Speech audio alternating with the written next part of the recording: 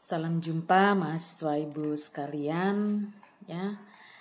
Hari ini kita bertemu dalam kegiatan pengenalan kehidupan kampus mahasiswa baru. Tentunya masih sangat bersemangat ya, terutama di sini sudah memiliki status yang baru yaitu sebagai mahasiswa.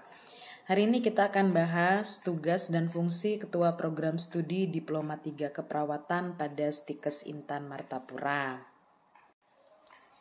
Berdasarkan Peraturan Menteri Pendidikan dan Kebudayaan Republik Indonesia ya nomor 3 tahun 2020 tentang Standar Nasional Pendidikan Tinggi, nanti Anda bisa bacakan kembali apa itu program studi, dosen, dan juga satuan kredit semester.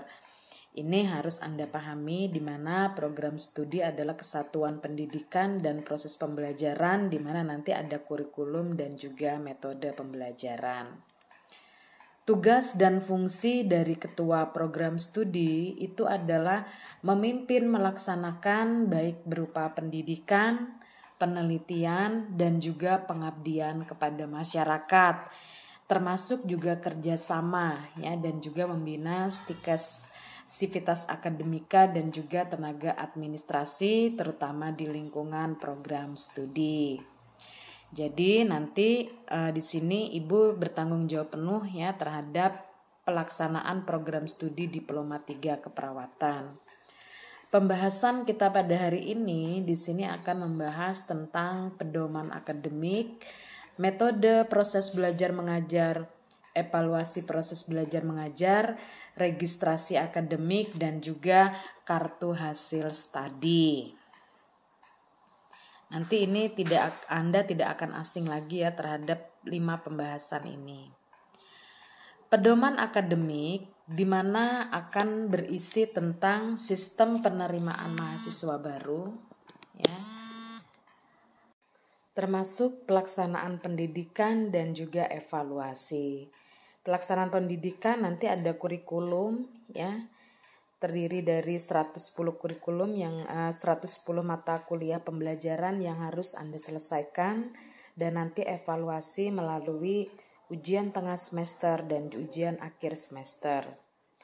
Pendekatan sistem pembelajaran vokasi ya pada program studi Diploma 3 Keperawatan ada 3 poin penting yang harus dipahami. Nanti ada prosesnya input, ada proses itu sendiri, dan juga output ya. Dari input ini mulai dari kalian registrasi, kemudian nanti prosesnya pembelajaran, kurikulum, sarana prasarana, kalian mengenal dosen, dan juga output sampai kalian bekerja. Perubahan paradigma pembelajaran dulu itu kan menggunakan teaching center learning ya, sekarang menggunakan student center learning, di mana pembelajaran itu berpusat dari mahasiswa. Mahasiswa memang harus proaktif untuk mencari dan mengembangkan seluruh pembelajaran yang tentu saja nanti tetap difasilitasi oleh dosen ya. Nah, apa itu perbedaan antara teacher center learning dan student center learning? Pengetahuan ditransfer dari dosen ke mahasiswa. Tapi kalau student center learning, di sini mahasiswa harus aktif mengembangkan pengetahuan dan keterampilan. Di dalam teacher center learning, mahasiswa menerima pengetahuan secara aktif. Tapi kalau student center learning, mahasiswa akan aktif untuk terlibat dalam proses pembelajaran. Proses pembelajaran itu sendiri nanti kalian akan bertemu dengan dosen koordinator ya. Nanti akan ada RPS, rencana pembelajaran semester, kemudian pelaksanaan perkuliahan. Bentuk perkuliahan pun bermacam-macam ya. Ada kuliah, seminar, pengabdian kepada masyarakat, tutorial, praktikum, praktik klinik, sampai dengan penelitian. Metode proses belajar mengajar. Pembelajaran adalah proses interaksi belajar ya dari pendidik dan juga dengan menggunakan sumber belajar pada lingkungan belajar. Bisa dengan tatap muka secara langsung atau luring, dan tatap muka terbatas yaitu dengan daring ya. Pada saat ini di situasi pandemik kita masih menggunakan proses belajar mengajar secara daring. Pembelajaran tatap muka secara langsung, nah bisa kalian lihat pada gambar, yaitu langsung bertemu kita di kelas ya, baik itu secara teori, praktikum ataupun praktik klinik yang nantinya kalian akan ke rumah sakit ya. Ini situasi ini sebelum pandemik ya, tapi dikarenakan pandemik, maka proses belajar mengajar kita ini dilakukan dengan menggunakan daring ya. Nah, tapi ada metode pembelajaran secara langsung yang diberikan di masa pandemik, tapi harus menerapkan 5M ya, mencuci tangan, memakai masker, menjaga jarak, menjauhi kerumunan dan mengurangi mobilitas. Ini merupakan contoh ya pembelajaran kita pada saat pandemik. Pembelajaran tatap muka terbatas ataupun sering disebut dengan daring ini memang memerlukan jaringan internet ya, aksesibilitas, konektivitas dan fleksibilitas proses interaksi pembelajaran. Bisa menggunakan Google Classroom dan juga Zoom nantinya. Jadi memang ini memerlukan fasilitas internet dan juga aplikasi-aplikasi yang bisa kalian gunakan seperti Zoom, YouTube, Google Classroom dan juga WhatsApp, yang nantinya kita tentunya di WhatsApp ini kita akan membentuk grup ya yang akan memudahkan kita untuk menyampaikan informasi kepada kalian. Jadi harapannya walaupun kita pembelajaran secara daring, tetapi kalian tetap bersemangat mengikuti proses pembelajaran.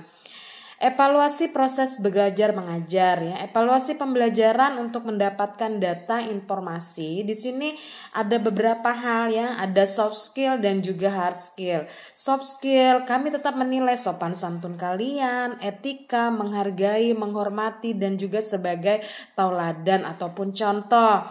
Sedangkan hard skill, kehadiran, tugas, ujian itu merupakan penilaian secara hard skill. Sistem penilaian di sini berbeda ya. Nanti kalian akan menggunakan lambang dari A sampai dengan nanti A-, B+, B+, ada B, B- ya, kemudian ada C+, ada C, C-. Harapan kami ya kalian bisa mengikuti pembelajaran dengan nilai yang baik. Sebelum masuk ke proses pembelajaran, kalian harus mengisi kartu rencana studi ataupun KRS ya. Ini bisa diisi dengan pembimbing akademik kalian masing-masing. Jadi mahasiswa nanti memiliki pembimbing akademik. Nah, jadi Anda bisa membuat grup nanti dengan pembimbing akademik Anda masing-masing. Ya, hal ini bertujuan agar segala masalah proses adaptasi kalian bisa segera untuk dilaksanakan. Registrasi mahasiswa ya, proses pendaftaran ini sudah kalian lakukan dari awal ya, mendaftar dengan online, ujian online, kemudian tes juga, tes secara tes tulis, tes kesehatan, kemudian baru nanti melakukan pendaftaran ulang. Itu semua adalah tahapan-tahapan daripada registrasi sampai Anda dinyatakan aktif sebagai mahasiswa. Kemudian setiap 1 semester nanti Anda akan mendapatkan kartu hasil studi. Kartu hasil studi ini juga nanti Anda bisa mengambil di pembimbing akademik ya. Jadi pembimbing akademik ini akan memberikan saran ya kepada Anda apa yang harus ditingkatkan dalam terkait dengan kartu hasil studi yang Anda dapatkan. Yang harapannya ini bisa terus meningkatkan nilai Anda. Nah, berikut adalah contoh dari kartu hasil studi. Baik mahasiswa Ibu, demikian yang Ibu sampaikan terkait dengan semoga yang Ibu sampaikan ini bermanfaat untuk kalian semua. Dan jangan lupa ya, kalian harus membuat satu pertanyaan yang langsung nanti ditulis di kolom komentar dan nanti akan Ibu jawab pada saat kita bertemu secara Zoom sesuai jadwal.